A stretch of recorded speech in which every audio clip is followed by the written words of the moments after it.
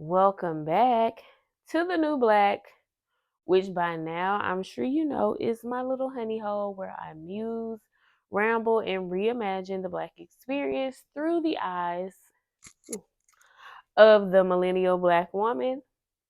And I am she, her, Christy Terrell, your host. And if this is your first time joining us, I am so glad you found me. And welcome back to all my, my girls who be in a place, my 30 somethings, my 20 somethings who trying to figure this shit out, my 30 somethings who figuring out, and the ones who like, oh, girl, you just be speaking to my life because I relate. And sometimes we just need to hear that someone else is sharing an experience with us. That makes us feel a little better. I know it makes me feel a little better. So here we are, girls. We're back. We're doing the thing. So, of course, we are going to start the night like we always do with our Lux Slush libation of the night. I'm keeping it simple with one of my good and faithfuls, the Sea Stone Riesling.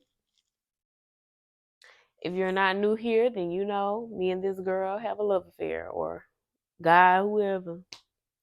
So I already started, but I'll cap it off for my listeners who can't see me on the YouTubes.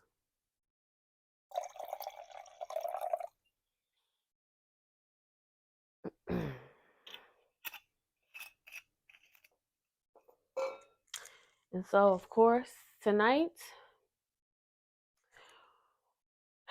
we are going to do a toast to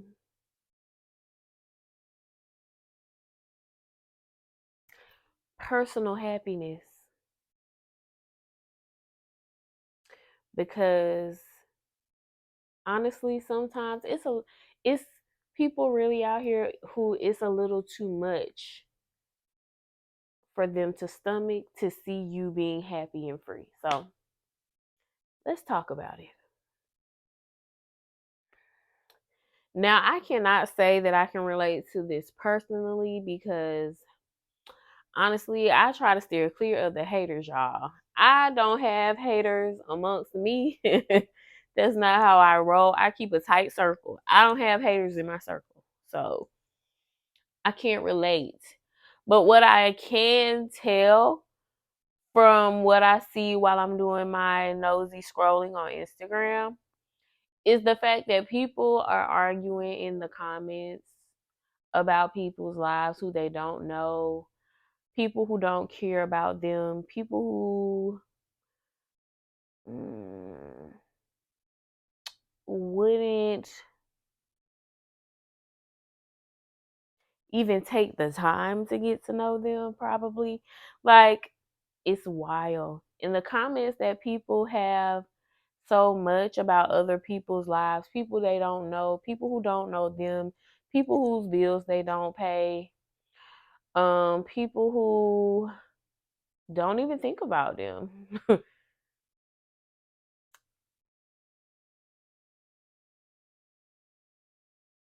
And I'll say, for example, like a Lori Harvey, people really hate her for some reason.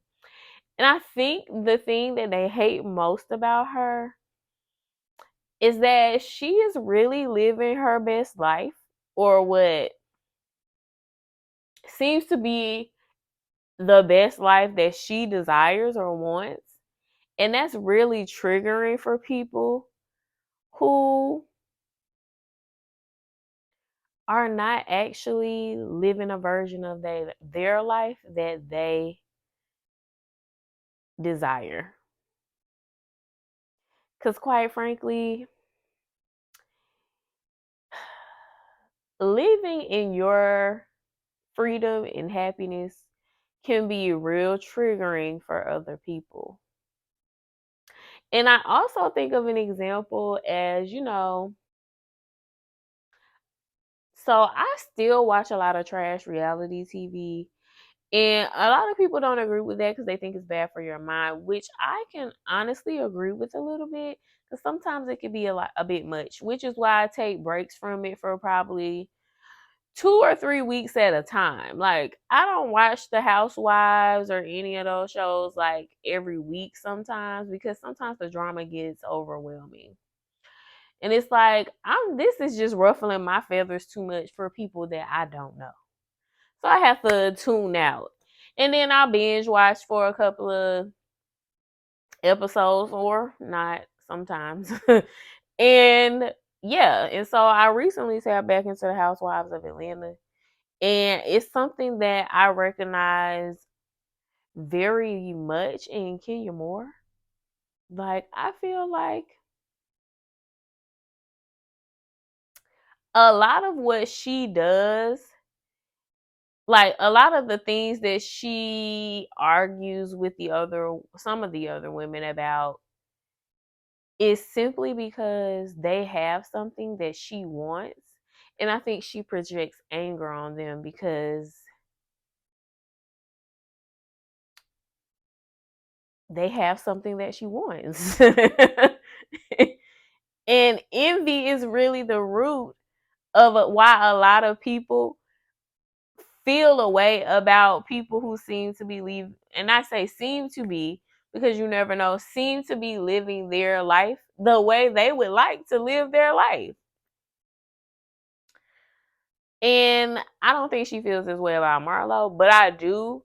I feel like Marlo does a lot of things that trigger a lot of her inner child wounds or something, because Marlo be getting under her skin, baby. And I think it's because inner child wounds. And I can see why. But like, her thing with Sandra, it just feels like, are you really, I think you're really kind of feeling a way towards her, because she seems to be living the type of life that you would want, with a happy, loving, sometimes maybe dysfunctional family, but loving for the most part. A devoted husband who absolutely loves her and worships the ground she walks on, as does she for him, from what we can tell. I'm just saying based on my observations, and I just think um that's really triggering for her. And I think that happens a lot of times with women, or even men sometimes, who see women, especially Black women, living lives where they're just free. And I don't know what it is about a woman being so freely, unapologetically herself and happy, living a life she loves, that makes other people really upset. And like I said, I'm lucky that I don't really see that in my own friendships. Like I said, I'm a weed out a hater. If I even suspect that you kinda a hater, because if you can't be happy for me, if you can't celebrate my wins, if you can't boost me when I'm losing, like, I think you're a hater. I really do. And so I really think too, sometimes people being haters and they not even trying to be.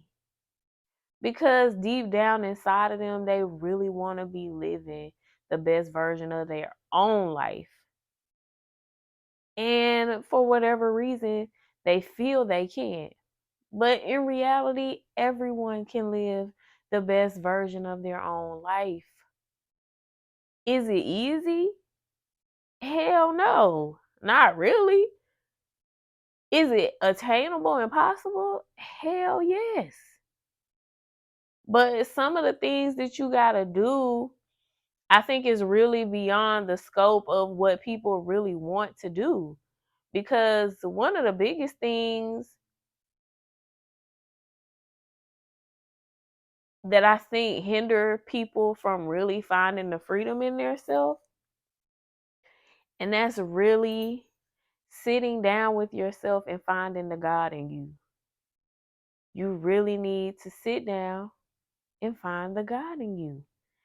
And because of the way most religions teach us about God and the concepts of it, which I won't get into all of that, but I think a lot of times we find it hard to really go inside, to really have conversations with ourselves and have real conversations and connect to spirit and connect to God in a real way so that you can really hear what God got to say to you. Because that's all that matters is what your spirit has to say to you. What spirit has to say to you. It does not like directly to you. It's not always a message from some third party. You know, this spiritual shit does not work. I feel like the way we think it does. Like legit, I always used to be in church and be like, as a kid, I'm in church and I'm like, it doesn't feel very godly in here to me. And based on what we were taught about religion and stuff, I felt like those thoughts were wrong for some reason. Like I felt almost guilty about thinking that. Like it felt like I was questioning something that I shouldn't be questioning. But in actuality, I should have been. And I continue to do that. I went through a whole journey and I continue to question. And I continue to question now until I got to a space where I finally heard something and was like, that's it. It's almost like when you know, you know. And you roll with it. Like I got laser focused on my intention and listening to my instincts, my gut, making the decisions that was like, this what you need to do. I hear this shit all the time. And I remember I used to ignore that voice.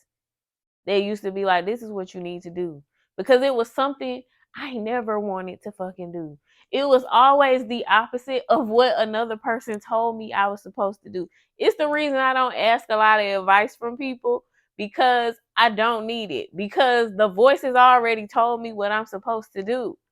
And I'm like, shit, I do not want to do that most of the time. And it's nerve wracking and it's frightening. But what I know for sure is that on the other side of whatever that voice told me to do is my freedom and my happiness, my peace. And can't nobody take that from me. And so many people are lacking and missing that they try to do everything they possibly can to take it from those people. But it's not possible. Because people living in their absolute truth and their peace cannot be disturbed by someone else having an opinion about what they know is what they're supposed to be doing. I know this is the assignment.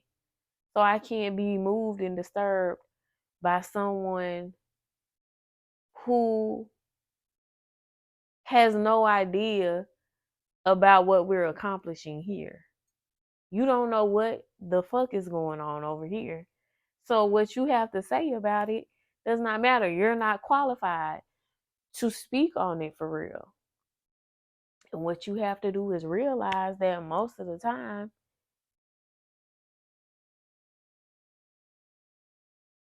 you finding your peace and moving closer and closer to it is only a reminder that they are not finding their peace at all.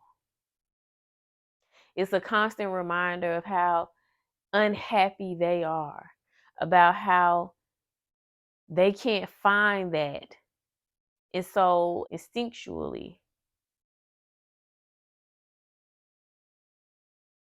they need to tear that down. They need to badmouth it. They need to belittle it. They need to make it worse than what it is. But baby, all I'm gonna say is live in your peace. You can't help it if your happiness is triggering them. So that's all I really got on that, I think. And with that,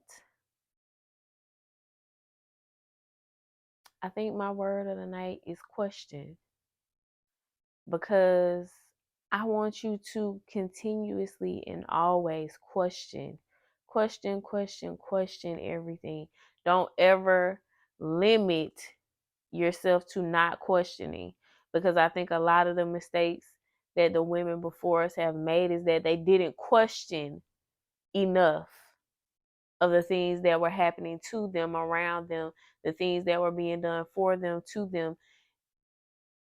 Question everything as it pertains to you, what's best for you, the guidance for you,